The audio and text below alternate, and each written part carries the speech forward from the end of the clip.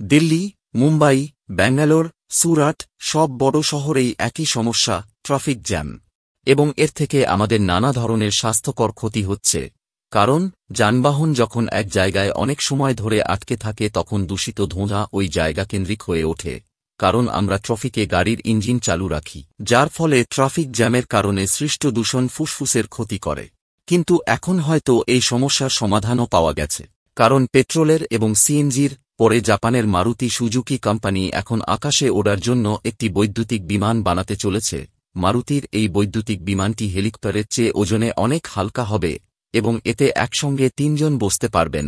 এই বিমানটির নাম স্কাই ড্রাইভ রাখা হবে, যা ২০২৫ সালে আমেরিকা এবং জাপানে প্রথম চালু করা হবে এবং এরপরে বিমানটি ভারতে চালু করা হবে। সংস্থাটি বলেছে যে এটি বর্তমানে ডিজিএর সাথে এটি নিয়ে কথা বলছে এবং ভারতীয় বাজারে তার গ্রাহকদেরও খুঁজছে এবং বলা হচ্ছে যে উবার ওলার মতো সংস্থাগুলি মারুতি সুজুকির সাথে চুক্তি করবে এবং রাস্তার পাশাপাশি মানুষকে সাহায্য করবে, এয়ার সার্ভিসও দেবে। এতে মানুষের সময় বাঁচবে এবং ট্রাফিক সমস্যাও কমবে।